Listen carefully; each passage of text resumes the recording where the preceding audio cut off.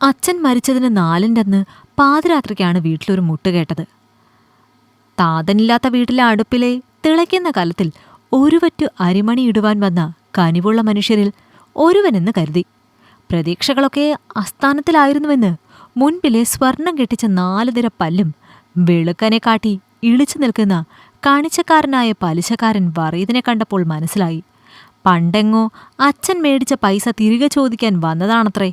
നല്ല നേരം. അമ്മ കലമ്പി. അയാൾ ആക്രോശിച്ചു. ഉദ്ദേശം ദുരൂഹം തന്നെ. നിന്നെ എൻ്റെ കയ്യിൽ കിട്ടുവടി. ഒടുക്കം രക്ഷയില്ലാതെ ആയപ്പോൾ മോഹങ്ങളെല്ലാം മനസ്സിലടക്കി കാലുതുള്ളി അയാൾ തിരികെ പോയി. അച്ഛനുണ്ടായിരുന്നപ്പോൾ തെറിയുടെ പൂരമായിരുന്നു. അന്തിക്കള്ള് മൂന്തി വീട്ടിൽ വന്നാൽ പിന്നെ പൂരപ്പാട്ടായിരുന്നു. ഒടുക്കം ബോധം കെട്ട് എവിടെയേലും ചുരുളും. എങ്കിലും പട്ടിണി വീട്ടിൽ കയറിയിട്ടില്ലായിരുന്നു. അച്ഛനെ പേടിച്ചിട്ടാകണം പലിശക്കാരനും. മരത്തിൽ നിന്നും വീണ് അച്ഛൻ മരിച്ചുവെന്നറിഞ്ഞപ്പോൾ ചങ്ക് തകർന്നുവെങ്കിലും തെല്ല ആശ്വാസം. അമ്മ കരയേണ്ടി വരില്ലല്ലോ എന്നത് മാത്രമായിരുന്നു. പക്ഷേ നേരിടാൻ പോകുന്നത് അതിലും വലുതായിരുന്നുവെന്ന് ആരറിഞ്ഞു? അച്ഛൻ മരിച്ചിട്ട് മാസം 3 കഴിഞ്ഞിരിക്കുന്നു. 4ന്റെ അന്ന് ഒരാളായിരുന്നുവെങ്കിൽ ഇന്നത് പലരായിരിക്കുന്നു. നേരെ ഇരട്ടിയാൽ ഞങ്ങൾക്കൊപ്പം അമ്മയും പേടിക്കും. വാക്കത്തിയും മരിവാളും കിടക്കപ്പായിൽ ഒളിപ്പിക്കും. അതായിരിക്കണം അമ്മയുടെ ധൈര്യം. ആദ്യമൊക്കെ ഒരു തവി ചോറുമായി ആരെങ്കിലും വരും. പിന്നെ പിന്നെ ആരും പടികടക്കാതെയായി. ഒരിക്കലൊരു ത്രിസന്ധിക്ക് കുഞ്ഞിന് കൊടുക്കാൻ പോലും ഒരുവറ്റു മണിച്ചോറ് തികയാതെ ആയപ്പോൾ അമ്മായിയുടെ അടുക്കലേക്ക് ചെന്നു. നിനക്ക് തരാനല്ല ഇവിടെ മനുഷ്യനുണ്ടാക്കുന്നത്. ഇവിടെ ഉള്ളവർക്കും വല്ലതും കഴിക്കണം. ഇത് അവസാനമാണ്. ഇനി ചോദിച്ചിങ്ങോട്ടേക്ക് വരണ്ട. ഒരു പിടി അരി തന്നു പറഞ്ഞു വിട്ടു. പട്ടിണി വീട്ടിൽ കെട്ടുമുറുക്കിയപ്പോൾ അമ്മ ജോലി തപ്പിയിറങ്ങി. ജോലി തരാം, പക്ഷേ തിരികെ വേണം. പ്രത്യുപകാരം. പലരുടെയും ആവശ്യം ഒന്ന്. ഒടുക്കം സഹികെട്ട അമ്മ പരാതിപ്പെട്ടു സ്വന്തം കൂടപ്പിറപ്പിനടുത്ത്. കെട്ടിയോൻ ചത്ത പെണ്ണുങ്ങൾ അങ്ങനെയൊക്കെ സഹിക്കേണ്ടി വരും. ഒന്നെങ്കിൽ വഴങ്ങുക, അല്ലെങ്കിൽ നാട് വിടുക, അതും അല്ലെങ്കിൽ മറ്റൊരുത്തനെ കൂടെ കൂട്ടുക. അമ്മാവൻ പറഞ്ഞു നിർത്തി. അമ്മയ്ക്ക് ഇത്ര സൗന്ദര്യം ഇല്ലായിരുന്നുവെങ്കിൽ ഇങ്ങനെ ആരും ശല്യപ്പെടുത്തില്ലായിരുന്നു അല്ലേ? ഒരു ദിവസം സ്കൂൾ വിട്ടു വന്ന ശേഷം ചോദിച്ചു. അതിനുത്തരം തന്നത് ഒരു കത്രികയായിരുന്നു. മുട്ടറ്റം ഉണ്ടായിരുന്ന മുടി പുറംപകുതിയോളം മുറിച്ചുകൊണ്ട് എന്നെയും കൂട്ടി അമ്മ 3 പെറ്റു. എങ്കിലും അമ്മ സുന്ദരിയായിരുന്നു. വടിവൊത്ത ശരീരവും മുല്ലപ്പൂവിൻ്റെ നിറവും. ആ നാട്ടിലെ പലർക്കും അമ്മ ഒരു കിട്ടാക്കനിയായിരുന്നു. സ്കൂളിൽ നിന്നും വീട്ടിലേക്കുള്ള വഴിക്കവലയിലെ ചാത്തൻ നായരുടെ ചായക്കടയിലിരുന്നാണ് 3 സംഘം കഥകൾ പറയുന്നത്. പാടുന്നതും പറയുന്നതും നാട്ടിലെ പെണ്ണുങ്ങളെപ്പറ്റി തന്നെ. അവരുടെ കഥകൾ കേൾക്കാൻ ചിലപ്പോൾ നാട്ടുകാരിൽ ചിലരെങ്കിലും ചെന്നെത്തും. കഥ കേട്ട് മത്തുപിടിച്ച ഒരു കൂട്ടം യുവാക്കൾ കടക്കിട്ട പേരാണ് കഥക്കട. എന്തിനെന്നറിയില്ല. പക്ഷേ പറയുന്നതും കേൾക്കുന്നതും പറയുന്നവരും ചീത്തയായിരുന്നുവെന്നെനിക്കറിയാം. ചെത്തുകാരൻ ശങ്കുവും മീൻ വിൽക്കണം മത്തായി മാപ്പിളയും പിന്നെ പലിശക്കാരൻ വറീതും അവരായിരുന്നു കഥവീരന്മാർ. അവരുടെ അന്നത്തെ കഥയിലെ നായിക എൻ്റെ അമ്മയായിരുന്നു. വർണ്ണനകൾ അമ്മയെക്കുറിച്ചായിരുന്നു. കേട്ടതൊന്നും അമ്മയോട് പറഞ്ഞില്ല. പക്ഷേ ആണാ പൊട്ടിയ ദേഷ്യം വാ കൊണ്ട് ചോദിച്ചത് വേറൊന്നാണ്. ഒരിക്കൽ വൈകിട്ട് വീട്ടിലെത്തിയപ്പോൾ വലിയമ്മാവനുണ്ട് വീട്ടിൽ. ആള് കത്തിക്കയറി നിൽപ്പാണ്. നിക്കും ജീവിക്കണ്ട ഈ നാട്ടില്. ആളുകളുടെ മുന്നിൽ തല ഉയർത്തിപ്പിടിക്കാൻ പറ്റണില്ലാണ്ടായി. അറിയാ നിനക്ക്? നിന്റെ കെട്ടിയോൻ ചത്തു എന്ന് കരുതി ബാക്കിയുള്ളവനും ജീവിക്കണം മനസ്സമാധാനമായിട്ട്. നിനക്കും ഉണ്ട് പെൺകുട്ടിയോള്. കെട്ടിച്ചയക്കണ്ടേ അവറ്റോളെയും. അതുകൊണ്ട് പറയാ, മര്യാദയ്ക്ക് കെട്ടിപ്പൊക്കോണം. നാട്ടുകാരെ കൊണ്ട് അതും ഇതും പറയിക്കണ്ട. ഒരാലോചന കൊണ്ടുവന്നിട്ടുണ്ട്. ഞാൻ വാക്കും കൊടുത്തു. അടുത്ത ആഴ്ച ഇവിടെ അമ്പലത്തിൽ വെച്ച് കെട്ട്. ആരെയും വിളിക്കണില്ല കേട്ടോ. അനുസരണക്കേട് കാട്ടാനാ ഭാവമെങ്കിൽ വെച്ചേക്കില്ല. പിന്നെ ഒരു കാര്യം, എൻ്റെ ഭാര്യ സാവിത്രിയുടെ അനുജനാണ്. അവനാണ് നിന്നെ കെട്ടാൻ പോകുന്നത്. പക്ഷെ പിള്ളേരെ അവന് പറ്റില്ല. 3നെയും അനാഥാലയത്തിലാക്കാൻ തീരുമാനിച്ചിട്ടുണ്ട്. സിസ്റ്ററിനോട് ഞാൻ കാര്യങ്ങൾ പറഞ്ഞിട്ടുണ്ട്. നിനക്ക് വല്ലപ്പോഴും അവിടെ പോയി കാണാം.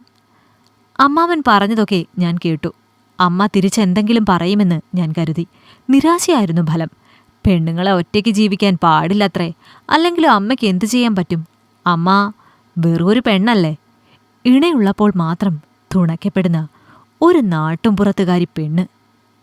പിറ്റേന്ന് വൈകുന്നേരം സ്കൂൾ വിട്ട് വന്നപ്പോൾ അമ്മ ഉണ്ടായിരുന്നില്ല വീട്ടിൽ. അടച്ചിട്ട വീടിനു മുന്നിൽ കാത്തുകിടന്നു. മൂവന്തി വെളിച്ചം മങ്ങി തുടങ്ങിയപ്പോൾ അമ്മ വീട്ടിൽ വന്നു കയറി. കൂടെ കുട്ടിയോളും. കയ്യിലെ പൊതിക്കൂട് നീട്ടി. കുറച്ച് പുത്തനുടുപ്പുകൾ ഒന്നും മിണ്ടിയില്ല. അത്താഴത്തിനന്ന് ബിരിയാണിയായിരുന്നു. പട്ടണത്തിലെ ഹോട്ടലിൽ നിന്ന് വാങ്ങിച്ചത്. വിശപ്പ് തോന്നിയിരുന്നുവെങ്കിലും കഴിക്കാൻ മടി കാണിച്ചു. അമ്മ നിർബന്ധിച്ചിട്ടും കഴിക്കാൻ കൂട്ടാക്കാതെ വന്നപ്പോൾ വാരി തന്നു. എതിർക്കാൻ കഴിഞ്ഞില്ല. ഒരുപക്ഷേ ഇനി ഒരിക്കലും ഇങ്ങനെ വാരി കിട്ടാൻ കഴിഞ്ഞില്ലെങ്കിലോ? പിറ്റേന്ന് കോഴി കൂവും മുമ്പേ അമ്മ ഞങ്ങളെ വിളിച്ചുണർത്തി. പുത്തനുടുപ്പിട്ട് ഒരുങ്ങാൻ പറഞ്ഞു. ആവശ്യമുള്ളതെല്ലാം കയ്യിൽ പെറുക്കിയെടുക്കാനും. സംശയം തെറ്റിയില്ല. ഞങ്ങളും ഉപേക്ഷിക്കപ്പെടാൻ പോകുന്നു. ഇന്നു മുതൽ ഏതോ ഒരു അനാഥാലയത്തിൽ ഒരിക്കലും വരാത്ത അമ്മയുടെ വരവും കാത്ത്. നിറഞ്ഞു തുളുമ്പിയ കണ്ണുനീർ അമ്മ കാണാതെ തുടച്ചു. മുറ്റത്തൊരു വണ്ടി വന്നു നിന്നു. ഒരു വെളുത്ത അംബാസിഡർ കാർ. ഒത്തിരി കൊതിച്ചിരുന്നു ഇതുപോലെ കാറിൽ യാത്ര ചെയ്യാൻ. അമ്മയ്ക്ക് സമാധാനിക്കാം. മകൻ്റെ ആഗ്രഹങ്ങളെല്ലാം സാധിച്ചിരിക്കുന്നു. വണ്ടി മുന്നോട്ട് നീങ്ങി. അമ്മയും കുട്ടികളും പുറത്തെ കാഴ്ചകളിൽ മുഴങ്ങിയിരിക്കുന്നു. സ്വസ്ഥതയില്ലാത്ത എൻ്റെ മനസ്സ് മാത്രം തേങ്ങിക്കൊണ്ടിരുന്നു. അമ്മയ്ക്ക് പൊരുതിക്കൂടായിരുന്നോ? അമ്മയ്ക്ക് ഞങ്ങളെ വേണ്ടതായിരിക്കുന്നോ? അമ്മയ്ക്ക് കൂട്ട് ഞാനില്ലായിരുന്നോ? ഓരോന്നും ആലോചിച്ച് സമയം പോയതറിഞ്ഞില്ല. പതിയെ വണ്ടി നിന്നു. കൂകിപ്പാഞ്ഞു വരുന്ന തീവണ്ടികളുടെ ശബ്ദം കേൾക്കാം. ഇവിടെ 100,000 സംശയങ്ങൾ ഉള്ളിൽ അലയടിച്ചു. ഞങ്ങളുടെ കൈപിടിച്ച് അമ്മ അകത്തേക്ക് കയറി. വലിയൊരു നിലവിളി ശബ്ദത്തോടെ പാളത്തിലൂടെ പാഞ്ഞു വന്ന ഒരു തീവണ്ടി ഞങ്ങൾക്ക് മുന്നിൽ നിന്നു. മക്കൾ മൂന്നിനെയും കൂട്ടി അമ്മ അതിനുള്ളിലേക്ക് കയറി. ഞങ്ങളെയും കൊണ്ട് തീവണ്ടി പാഞ്ഞു. പാഠപുസ്തകത്തിൽ മാത്രം കണ്ടിരുന്ന തീവണ്ടി. ഇനി സ്കൂളിൽ ചെല്ലുമ്പോൾ ചോട്ടുവിനോടും അപ്പുവിനോടും പറയണം തീവണ്ടി കഥ. ഒരു പകലും രാത്രിയും കഴിഞ്ഞിരിക്കുന്നു. പോകെ പോകെ ഞങ്ങൾ നാട് വിട്ടിരിക്കുന്നു എന്ന് പുറത്തുള്ള കാഴ്ചകൾ എന്നെ മനസ്സിലാക്കി തന്നു. ഏതോ ഒരു സ്റ്റോപ്പിൽ നിർത്തിയ ട്രെയിനിൽ നിന്ന് ഞങ്ങൾ ഇറങ്ങി. ഞങ്ങളെ കാത്ത ആ പ്ലാറ്റ്ഫോമിൽ ഒരാളുണ്ടായിരുന്നു. അമ്മയുടെ ഒറ്റ കൂട്ടുകാരി മേരി ആൻറ്റി. ആൻറ്റിയുടെ കൂടെയുള്ള യാത്രയിലാണ് ചെന്നെത്തിയ നഗരത്തെക്കുറിച്ച് ഞാൻ അറിഞ്ഞത്. ബോംബെ, അതാണ് പേര്. വലിയ വലിയ കെട്ടിടങ്ങളും ആളും ബഹളങ്ങളും. നാട് പോലെയല്ല. കാതങ്ങൾ അകലെയാണ് നാട് എന്ന് ഞാൻ സ്മരിച്ചു. വലിയമ്മാവനും മാമിയും നമ്മളെ അന്വേഷിക്കില്ലേ? അപ്പൂനും കുഞ്ഞൂട്ടനും എന്നെ കാണാതെ വിഷമിക്കില്ലേ? സംശയങ്ങൾ എൻ്റെ ഉള്ളിൽ ചിതൽ പോലെ കുമിഞ്ഞുകൂടി. പക്ഷേ സമാധാനമുണ്ട്. അമ്മേനി കല്യാണം കഴിക്കില്ലല്ലോ. കുറച്ചു നേരത്തെ യാത്രയ്ക്ക് ശേഷം വലിയൊരു കെട്ടിടത്തിന് മുൻപിൽ വണ്ടി നിന്നു. എണ്ണാൻ പറ്റിയില്ലെങ്കിലും തല ഉയർത്തി നോക്കി ഞാൻ എണ്ണി. 1, 2, 3, 4. അയ്യോ, 4 നിലകളുള്ള വീടോ? ഇതിൽ ഒരു മുറി എനിക്കായിരിക്കും. അന്നമ്മയുടെ വീട്ടിലെ ടി വിയിൽ കണ്ട പോലത്തെ വലിയ വീട്. കളിക്കാൻ മൈതാനങ്ങളില്ല. ചാടി കുളിക്കാൻ പുഴകളും തോടുകളുമില്ല. ഓടിക്കളിക്കാൻ പച്ചപ്പും. മേരി ആൻറ്റിയുടെ സഹായത്തോടെ അമ്മ ഒരു കുഞ്ഞു കമ്പനിയിൽ ജോലിക്ക് കയറി. ചെറുതെങ്കിലും വൃത്തിയുള്ള ഒരു കുഞ്ഞുമുറി വീട്ടിലേക്ക് താമസം മാറി. വിശാലമായ മുറ്റമോ കരിപിടിച്ച അടുക്കളയോ മനോഹരമായ കിടപ്പുമുറികളോ ഇല്ല. അലക്കിനും കുളിക്കാനുമായി ഒരു കുഞ്ഞു ബാത്റൂം. ഒരു മൂലയ്ക്ക് ഭക്ഷണം പാകം ചെയ്യാൻ ഒരിടം. അത്ര തന്നെ. പകലുകൾ പൊരുതാനുള്ളവയായിരുന്നു അന്നത്തിനു വേണ്ടി. പക്ഷേ രാത്രികൾ ഞങ്ങളുടേത് മാത്രമായിരുന്നു.